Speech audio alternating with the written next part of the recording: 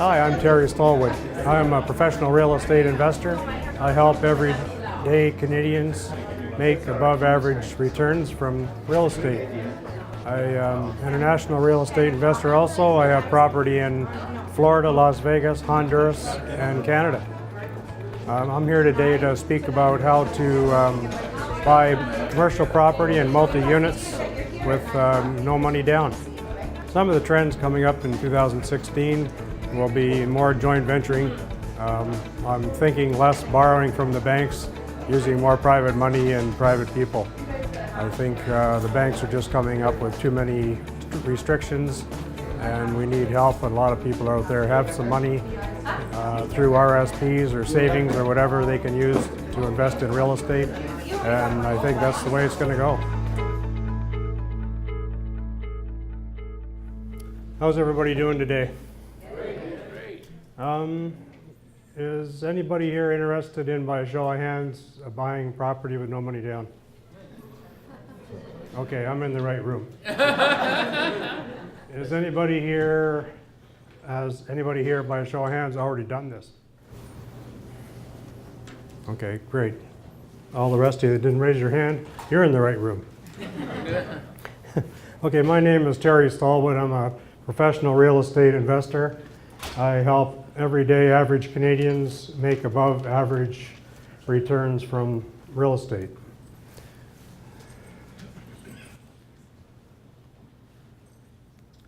Who is Terry Stallwood? I'm an international real estate investor. I have property in Las Vegas, Florida, Honduras, and in Canada. I'm a JV partner. I'm always looking for JV partners. That's a huge part of my business.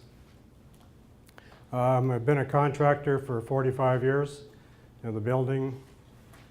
I was a Red Seal carpenter. That's a licensed carpenter, if anybody doesn't know that. Mentor, coach, author, and a speaker. Everybody wants to know, how do you find a property? I find property a lot of the time by a realtor. My realtor must also be a real estate investor. My realtor must also like dealing with real estate investors. I think someone said earlier, like most realtors do not. They think we're a waste of time. We think we put on offers that don't really matter. They don't get it, what we're trying to do. So you really need to sort out a realtor that really knows what they're doing with real estate. My realtor also is my wife. She works her ass off. You want to check newspapers, look for anything that might resemble a discounted property. It could be mortgage foreclosures. I do a lot with mortgage foreclosures. I'm from Winnipeg, Manitoba. Every Wednesday morning they have an auction for mortgage foreclosures. I'm known at the auction as the professional there. I'm probably there more than anybody else, and I buy more property there than anybody else. So that's a really good source to go look at. I'm sure there's got to be mortgage foreclosure auction sales here also. There has to be. You want to look at for sale by owner, handyman specials, you know, anybody. Sometimes you'll actually even see in a paper there'll be a vendor take back. If there's a vendor take back, you want to jump on it because that's great. Word of mouth. Just get out there, talk to everybody you can, you know, friends, just run people you run into, tell them what you're all about, tell them what you want to do, probably what areas you want to work in. Like, just don't stick around your little neighborhood. There's just a huge city out there. It's a huge province and a huge country, and from what I hear, lots of people are in the States. It's a huge North America. So don't just limit yourself. Citywide contacts, same thing. You want to just talk to as many people as you can. Like, one of my citywide contacts would be one of the building inspectors and one of the he works for the city, and he goes and looks out properties that maybe aren't habitable anymore, so they sort of write them off or they want to condemn them. Possibly they make them tear them down. If there's a property that comes up like that, he phones me. He can't tell me who owns the property or how much the guy might want for it, but he tells me where it is, and he said keep an eye on it, or I usually go down, I'll put a card in the window or a door. If there's somebody living there, then I'll go talk to them for sure. So he's a really good contact. You want to keep your eyes and ears open all the time you're driving around, or especially if you go into a new area. You'll see new buildings starting. If all of a sudden you see a building going up on this corner and it sort of looks like say a Burger King, because a lot of the times they don't have their Burger King sign on it yet, just go talk to the contracting guys. They'll tell you, oh yeah, it's going to be a Burger King. Well, on all those other three corners, there's going to be a McDonald's, a Tim Hortons, or something for sure there fairly soon. So go and check out who owns those other three corners, because they always build together.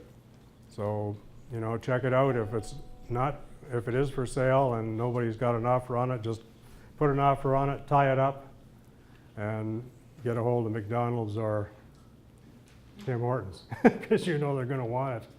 You can tie it up, and I've actually done this. I've tied that up and flipped to them later on and did a simultaneously close, they call it. So I didn't even have it in my name. It just went from the guy that owned it right into their name. So it's a great way to go. Finding money partners. Neil was talking about that a bit earlier before lunch. Like investment groups like this are, one of the main ways to go. So you want to really come to this. You really need to talk to everybody here. Everybody here has the same goal, I guess. Some have money and some are looking for money. You just need to get yourselves together. Have a power team. I don't know if everybody knows what a power team is. My power team, it has a mortgage, like a money advisor. We have an insurance agent. We have a realtor. You want to have a contractor, an insurance agent, a lawyer, anybody that really you need in that group to put a deal together. We meet once a month. One or the other, or two or three people, they'll bring a deal there. You need to all sit down. Everybody looks at the deal, gives their opinions, pros and cons and whatever, and if it's a really good deal, you might actually even get one of the people at the table to JV with it. So you need to put a team together. Networking. This is networking, and just speaking to anybody you can. Friends, family, your doctor, dentist, lawyer, anybody that you are sitting with, even if you're getting your teeth fixed, try to get it out there. So, network with as many people as you can, and just get it known to be what you want and where you want to go. Meeting mortgage brokers. I don't very often deal with a bank. I hope there aren't any bankers here. I deal with mortgage brokers pretty much a lot. Each mortgage broker could be dealing with, say, 50 different individuals, organizations, and they do deal with banks too, but they have private money, hard money, long-term money, whatever you need to do. If it's a short flip, you only need money for 3 months, they can find that for you. They generally work on a commission, so they're out there digging and digging and digging. You might go to a bank, the bank mortgage loan officer, she's probably going to get paid whether she sells you this mortgage or not, so she isn't putting as much into it as a mortgage broker. So you want to go and meet 4, 5, 6 mortgage brokers, hook up with them, tell them what you're doing, what you're going to need money for, and they'll back you, and they'll really dig in and try to get everything they can for you.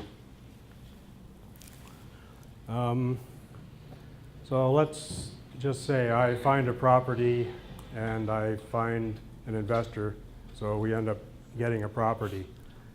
Is there anybody here that would be willing to put in $15,000 in return to get $116,000 back out?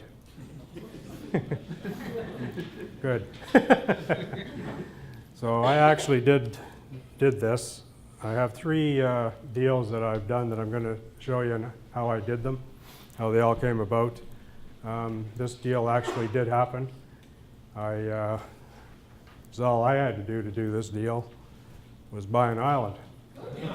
So I know everybody here is not going to say, well, why would I go buy an island?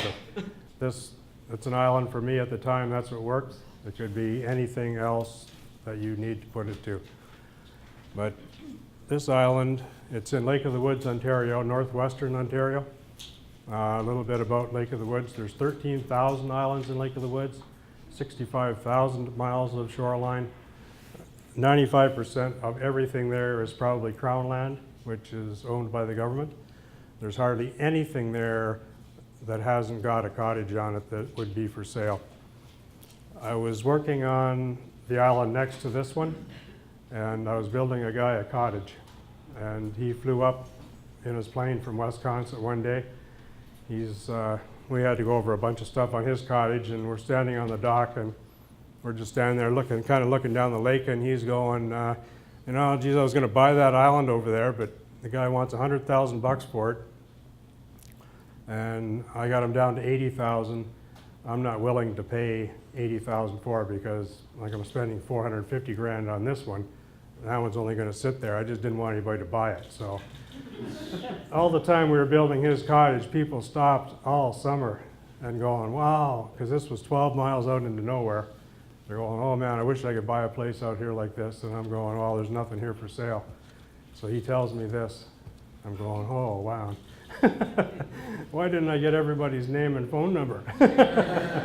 So anyway, we're talking, and he jumps in his airplane and he's going to leave, and I say, you're definitely not interested in that island? He says, no, I'm not paying that. So I said, okay, catch you later, see you next time when you come up. So he jumps in his plane, takes off. I jump in my boat. I go back to town. I go to the registry office. I look up the island. I look up the owner. I get his contact information. I call him up, and I say, you know, is the island still for sale? And he said, yeah, it's still for sale. I said, I'll give you 80 grand. Like, I already knew he was going to take 80 grand. So I said, I'll give you 80 grand, and I need 10 days to finance. He says, okay. So I called some friends. It was a bad time, you know, never works out. Went to the bank. The bank manager was a friend of mine. They do not want to finance raw land very well, and especially when it's 12 miles out into nowhere.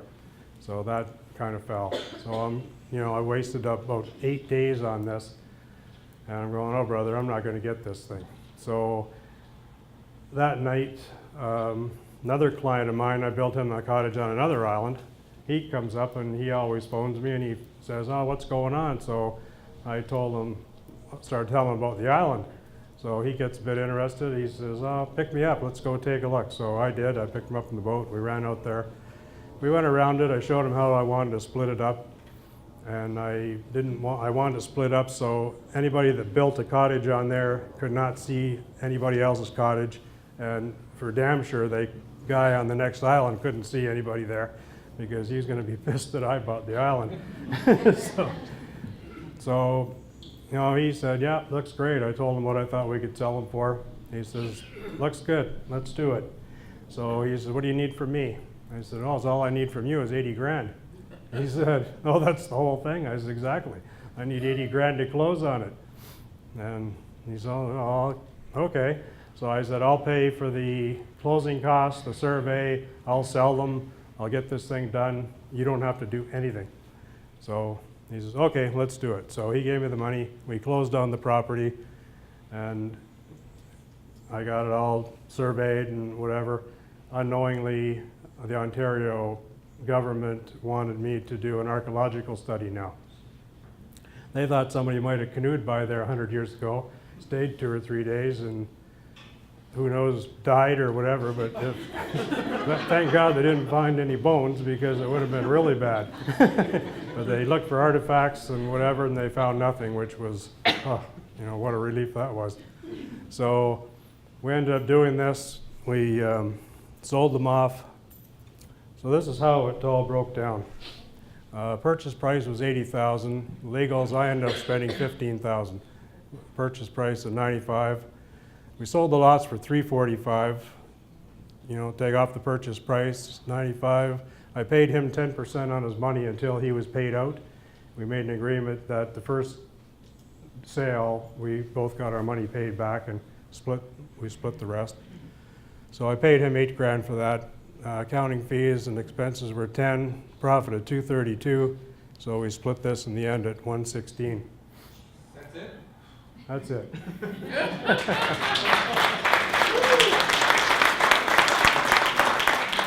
This could have turned out way better, but this ended up taking over 2 years. We sold the first 2 lots right away.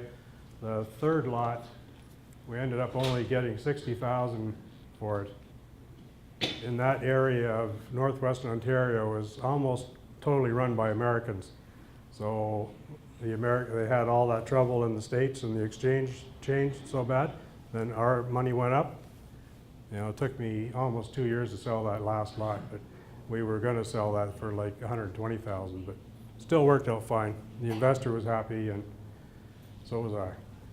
So later on, you know, you talk about how to find properties. I was living in a small town, so everybody went to the post office between 10 and 12. Anything you ever wanted to know in town, you just showed up at the post office between 10 and 12. All the gossip was going on. So I found out that the post office was going to look for a new property, and they like outgrew where they were. And then shortly after that, I was talking to the bank manager, and she told me that the credit union was looking for a bigger property because they'd outgrown theirs. So in the middle of town,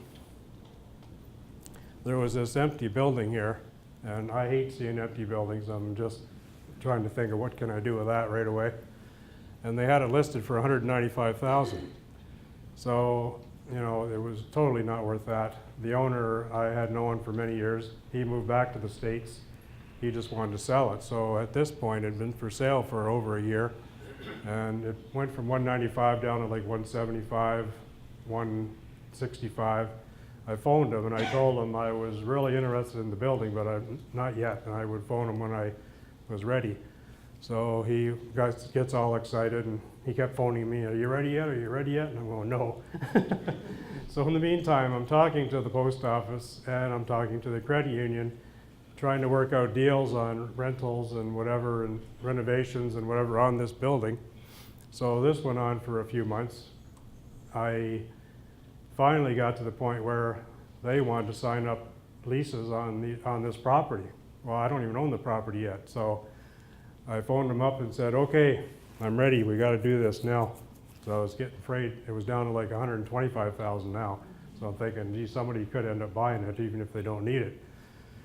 So I got a hold of him, and we hashed it out, and he said, "Okay, what can you do for me here?" And I said, "Well, the only thing that's going to work for me is $75,000. And at this point, it had run out, the real estate had run out. So we didn't have to pay a realtor at least. So I said, $75,000. He said, "Oh, brother," he's not real happy here. And he said, "Well, I guess I want to get rid of it, because you just said before, I want to get rid of this thing no matter what." So I said, "Yeah, $75,000, no money down, and I'll pay you 10% interest, but I'll take it for a 2-year term, and I'll only pay the principal and the interest at the end of the 2-year term, or whenever I pay it out." So he didn't have a lot of choices there. He really wanted to get rid of this thing. So he said, "Okay," we finally did it. So we went, signed it all up with the lawyers. I went back, signed up contracts with the Canada Post and the credit union, and you know, we started doing some renos. So at post office again. Heard this guy wanted to have a building for a laundromat. So we're talking about this building, and I'm going, how about this? How about, how about? Boom, boom. There we go. I said, how about this building on the front of this other building? They put an addition on here. So he looked at it and he said, yeah, that's just about the right size I need. So we made a deal. 2 days after I took possession of the building, I sold him. The first day I pulled this addition out and jacked it up. The second day we backed this trailer in, loaded it on, and he paid me 10,000 bucks cash. So I got this building with no money down, absolutely. I've had it for 2 days. Now I got 10 grand back to put into the building itself. So it's a small town, and I'm one of the only contractors in town. So now the credit union and the post office hired me to fix my building. So they actually ended up putting around 225,000 each into each of their side. So now I've got this building for 75,000. I got 10,000 back right away. Now they're paying me to 450,000 bucks to put into my building. You know, how good is this?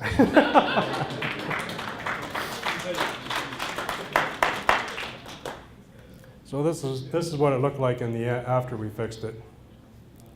And this is how the deal kind of broke down on that. Originally, they wanted 195. I ended up getting an offer of 75. I put myself, after I got it, 50,000 into it. The original owner had to carry it for 18 months, so I paid him $12,250 for interest. Sold the addition, so the cost was $127,250. I made a 5-year term lease with each credit union and the post office, and then it was a renewal of 3 times after that. So it was a total of 20-year lease. So I let it run the 5 years, and then after that 5 years, I actually sold the building to the credit union for $260. So ended up with $132,000 profit. That's it? What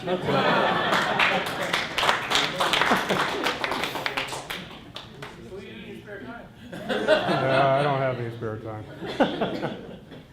So after just 2 months ago in Winnipeg, my realtor, Mary, found me a triplex. It's right by the Health Sciences Center. It's one of the biggest or it is the biggest hospital in Manitoba.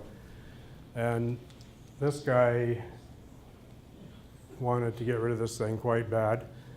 So there's 2 one-bedroom units on the bottom, and on the second and third floor there's a 6-bedroom unit. And the original owner, I don't know what he was doing, but he had a spa in the basement. Like, it was totally set up as a spa where you, like, massages, whirlpool tub, steam cabinet, infrared shower or infrared sauna, steam shower, all this stuff was in there. So I'm trying to find right now a masseuse or a naturopath or something that will rent that can use the stuff.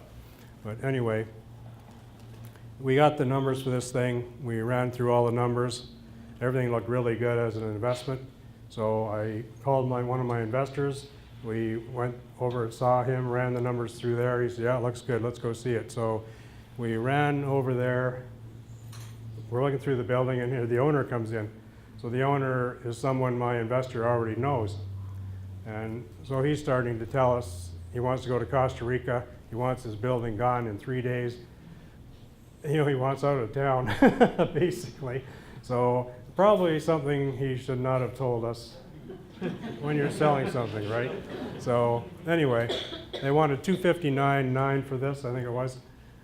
In the end, my investor phoned the owner, negotiated a price down to $200,001. The guy fought for $1 forever, I don't know. I think he just wanted to say he sold it for over 200 grand. So anyway, we made this deal. The original price was $259,900. You know, accepted offer was $200,001. We had a $10,000 holdback because he was supposed to do the roof and some other minor repairs on closing. He didn't have that done. So we kept the 10 grand. In the end, we negotiated that with him. We gave him 2,000 and we kept 8. So that brought it down to 192,1. We paid cash for that. So we, just to make things faster, my investor paid the whole thing in cash. So now we've cleaned it up a little bit. It's all rented except for the spa. We're having an appraisal of 260 on a new mortgage of 208,000, which is like over and above the actual purchase price. So that's covering our legal fees, and it could give us like $8,000 to the good. We'll either leave in there to do future work or use it on another flip or something. Monthly revenue is $46.85. Expenses are $12.75, and a mortgage payment now is going to be $9.50. Leaves a positive cash flow at $24.25. That's it?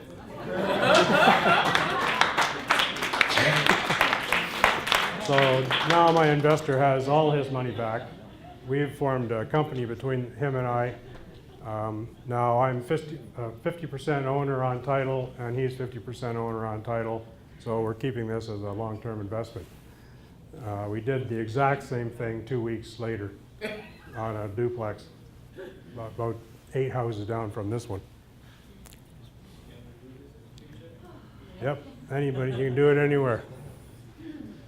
So a lot of the things I do, as you can see, buying an island or whatever, I don't care what it is if you can make money. I do things outside the box, as they say sometimes. And most deals aren't just black and white. You really need to go into every deal, just look at it at 20 different angles or whatever. Like I look at any deal just trying to make anything work, as long as the numbers work also. So every deal is not black and white, and sometimes the craziest deals in the beginning could be your best deal in the end. So I'd like to thank everybody for listening. These deals, you know, some of them like islands or whatever, it could be any piece of property. You don't have to just think it's an island. That just happened to work for me at that time. I'll be available here anytime after questions. If anybody wants a copy of any of these slides or the presentation here, you can just text that phone number on the screen, or you can email that address on the bottom, and the slides and the whole presentation will be sent to you. All right, let's give him a hand.